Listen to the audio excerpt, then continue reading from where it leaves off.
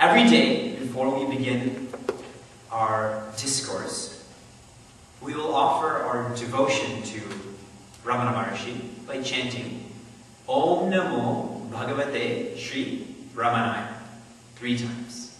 So Om Namo Bhagavate Sri Ramanaya. So again, we'll chant that 3 times together. Om Namo Bhagavate Sri Ramanaya. Om Namo Bhagavate Sri Ramanaya. Om Namo Bhagavate Sri Ramanaya. To be able to understand Jnana Yoga, we first have to understand Bhakti Yoga.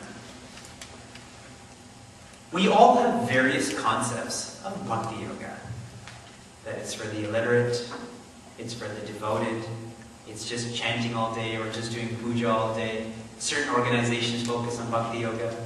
We all have our varied concepts of what Bhakti Yoga is.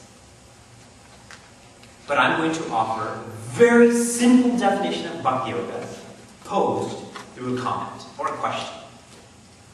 When are we the happiest? If we think about it, we are the happiest when our vision is elevated, when our vision is high. Think about it when we're on an airplane. Is there anyone in the room that's not been on an airplane before? Okay. Because then this example doesn't make sense, so I have to clarify. When we're on an airplane and we look outside, we see males and females, differences in skin color, differences in weight, differences in what they're wearing, differences in what they're doing. But when that plane takes off, when we're 10,000 feet in the air, then those differences vanish, and all we do is see houses with pools, houses without pools, shopping malls, farms. But when we go to 20,000 feet high, then we just see neighborhoods, where we see just farmlands, and even the roads slowly disappear. When we go to 30,000 feet high, we see just land then.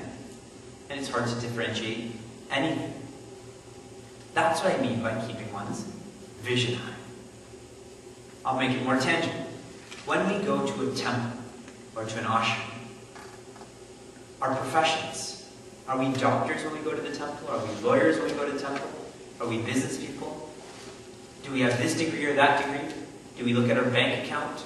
Do we look at who our kids are? Do we look at what our status is? In a temple, everyone becomes a devotee. Everyone becomes uniform. And even here, in this setting here, when we left Chicago in January, I made it in time for our Mississauga discussion on Monday. And Neeraj, Dheeraj, Shaili, Zeal, they had all come from Toronto. And I asked them to speak to the rest of the people in the discussion about what their experiences at the CHYK retreat was. Because I naturally have my own perspective. They would have their own. Especially because for Neeraj and Dheeraj, that was the first retreat they'd ever been to. And so they started speaking, and the message they were offering is that they felt comfortable. And so I verbalized it further, and I said, in this CHYK environment, what's very unique about it, that it is non-judgmental. I feel no one cares how anyone looks, no one cares whose parents are who, no one cares what school anyone's going to, no one cares about what income one has. It's a non-judgmental environment. And most of the other environments we expose ourselves to are judgmental. As soon as we leave this place, today I went to Ace Hardware. And I walk in wearing this, and everyone starts looking. I go to the airport, and everyone starts turning. Very nicely at Ace Hardware today, the lady asked me, she goes, what does the orange mean? And so I had a chance to explain it to her, and I thought that was wonderful. And I was sharing with some other people. I had to get my passport picture taken. And so I go to Costco, and I show up wearing this, and there's an Oriental gentleman behind the counter. And as soon as he sees me, and I see it in his eyes too, he's waiting for that Indian accent to come out. He's just waiting for it. And I start speaking like a Canadian. And he was taken aback by it. This is the preconceived notion that he had. It's a preconceived notion of these people at Ace Hardware. But here, I feel that those preconceived notions drop. That no one is younger, no one is older. And so for those people who are coming to a CHYK retreat for the first time, those who are younger, don't have fear. For those who have not been here before, don't have fear. What's very unique about this environment is it's non-judgmental. And wherever there's judgment, it takes away from our energy levels. Imagine someone always judging you. You talk too fast, you talk too slow, you eat too much, you don't eat enough. Imagine someone always judging you. We expose ourselves to those environments. And when we are relieved of those judgments, we feel alive. We feel fresh and energized. That's part of the happiness that is derived from this atmosphere. So why I'm sharing all of this is that when our vision is high, we are most happy. So in other words, when we are in satsang, we are most happy.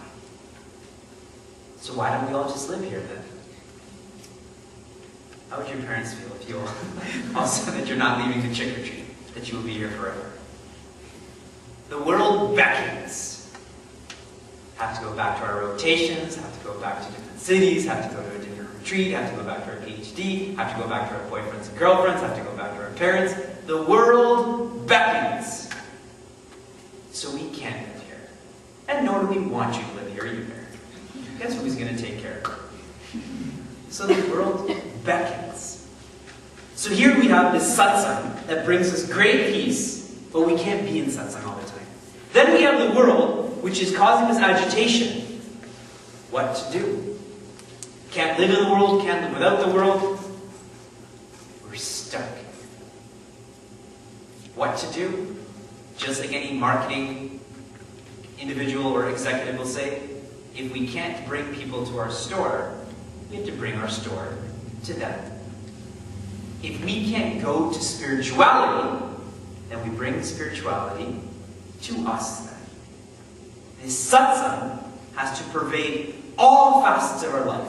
We have to infuse our affairs, studying, eating, walking, bathing, arguing, going to the bank, playing weed, driving. Everything needs to be infused with satsang. Why? Because we're most happy in satsang. It doesn't make sense not to infuse what we're doing with satsang. Today I went for a run, as Swamiji was saying that I'm an Olympic athlete. Thank you, Swamiji. And after, as I had finished, who knows how many laps I finished, and I was doing my cool down lap, and I was floating. Not physically floating, physically I was exhausted. But I was floating because I just started focusing on just the breathing that was going on. Air in through the nose, air out through the nose. The steps that were happening. Floating. All of that bondage of what's going to happen in the future, what's going to happen in the past, all of that disappeared. And I thought, awesome. I had this physical workout, and that workout happened here too. That mundane, menial activity of running became a highly spiritual activity. At least it did for me. I remember Swami Tejamananda is a wonderful cook. And he says whenever he cooks, whenever he sees something boiling, he sees all of those bubbles come up like water. And he says, that's like the mind. And I watch it and I see the mind there. The thoughts keep coming and thoughts keep going. Right? Again, the boring task of waiting for water to boil becomes a delight then. We have to cook, we should exercise. We don't have to, but we should exercise. Why not infuse it with spirituality? Divinizing the way we live in the world is the essence of Bhakti Yoga. What our parents would say traditionally is, see the Lord in everyone. I like to amend it a little bit and say, find peace in all that we do. Everything. Driving, going to sleep, taking a shower. Everything should be made peaceful because it's foolish not to. Why wouldn't we make an activity peaceful? It doesn't make sense. Bhakti Yoga is seeing the Lord in everyone. And so where's one's ego then? It's non-existent then. As Swami Chinmayananda nicely says, where the ego asserts, Lord vanishes. Where the Lord enters, ego vanishes. So if I see the Lord in everyone, that means my ego is gone. What is the difference between Bhakti Yoga and Jnana Yoga? Jnana Yoga is I see myself in everyone. They're the same. In Bhakti Yoga we become nothing, in Jnana Yoga we become everyone. In Bhakti Yoga, Lord, please take over. In Jnana Yoga, we all have the same essence. They're the same destination, just different paths. One person looks at it from the west, one person looks at it from the east. It's the same idea. That ego, dissolving it. That ego is that difference. That ego is that limitation. The ego is the source of all of these impurities. All of this bondage belongs to the